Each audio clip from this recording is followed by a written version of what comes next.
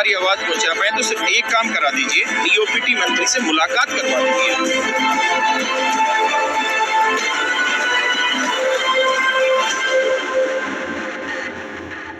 24 जुलाई को SSC selection post phase 13 की परीक्षा शुरू हुई और उसी दिन देश भर के सैकड़ों परीक्षा केंद्रों पर कुछ ऐसा हुआ जिसे देखकर कोई भी कहेगा ये सिर्फ टेक्निकल फेलियर नहीं था, ये थी भरोसे की हत्या।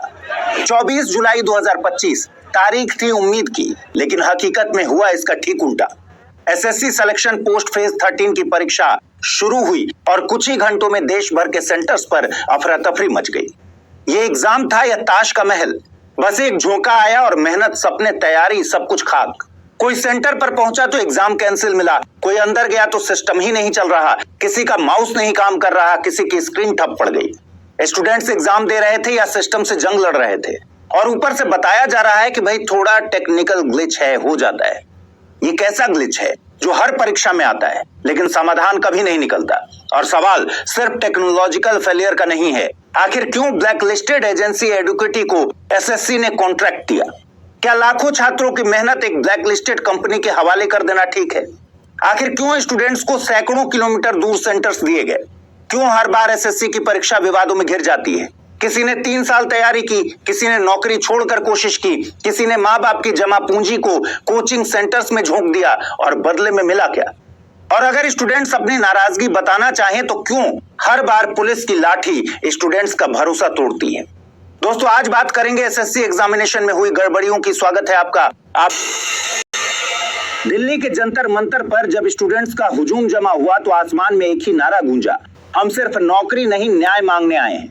पर अफसोस, इस देश में अब स्टूडेंट्स का न्याय मांगने का मतलब है लाठी खाने का आमंत्रण। कई न्यूज एजेंसीज जंतर मंतर पहुंची, स्टूडेंट्स से पूछा इस विरोध की वजह क्या है। स्टूडेंट्स ने जो बताया वो हम आपको बता रहे हैं।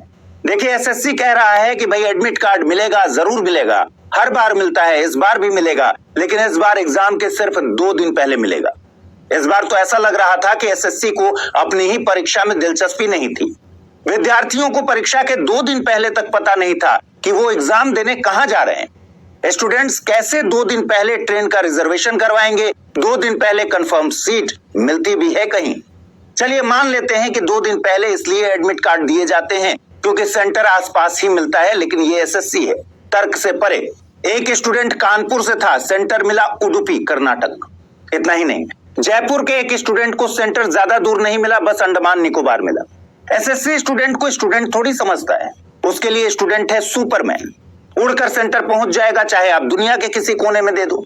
भाई, जब मनमाना सेंटर देना है तो फॉर्म में काहे पास के सेंटर को चुनने का ऑप्शन देते हो?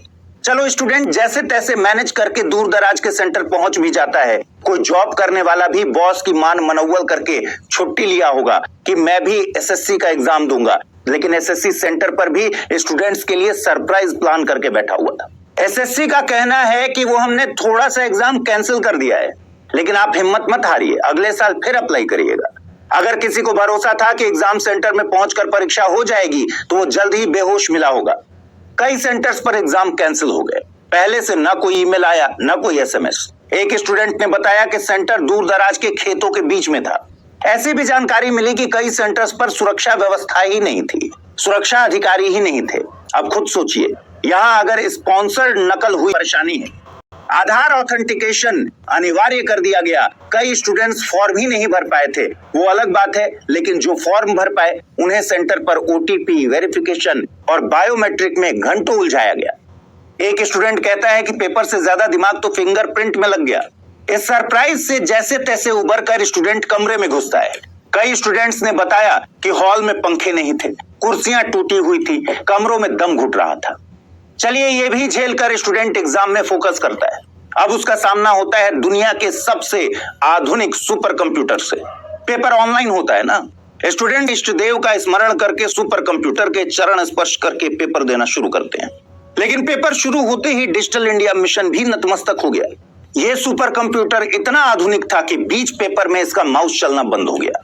कीबोर्ड है लेकिन काम नहीं कर रहे, कहीं स्क्रीन फ्रीज हो जाती है, इमेज बेस्ड क्वेश्चंस लोड नहीं हो रहे, स्टूडेंट्स के आंसर सबमिट नहीं हो पा रहे, वेबसाइट धीमी चल रही है, कहीं सर्वर डाउन हो जाता है, कहीं पूरा सिस्टम ही क्रैश कर जाता है। एसएससी का मानना है कि ये सारे सुपर कंप्यूटर आधुनिक तो हैं, लेकिन 1990 के हिसाब से। जब इंफ्रास्ट्रक्चर ही ऐसा है कि सिस्टम ही नहीं चल पा रहा, तो बेसिकली आप एग्जाम नहीं ले रहे, टॉर्चर कर रहे हैं।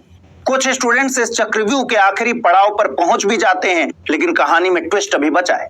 24 तारीख को जो पेपर हुआ उसके 70% सवाल अगली तारीख में भी पूछे गए। सवाल है, आखिर इतनी तकनीकी दिक्कतें आई कैसे? कौन थी एग्जाम कंडक्ट करवाने वाली एजेंसी?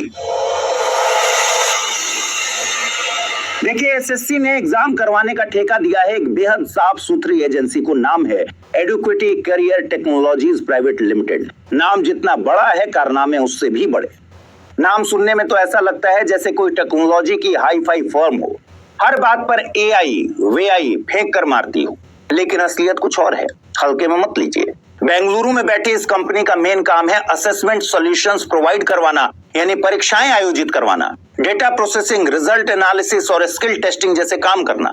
ये कंपनी खुद को एक end to end testing partner के रूप में पेश करती है और दावा करती है कि वो भारत की कई बड़ी कंपनियों और संस्थानों के लिए भर्ती या असेसमेंट के लिए एग्जामिनेशन करवा चुकी है। अब ये करवाती थी, लेकिन टीसीएस जैसी अनुभवी कंपनी को हटाकर एडुकेटी को बुलाना वैसा ही है जैसे बिरयानी हटाकर जीरा राइस परोसा जाए और कहा जाए स्वाद वही, भावनाएं नहीं। न सर्वर ठीक, न सिस्टम, न माउस चलता हो, लेकिन कॉन्फिडेंस देखिए।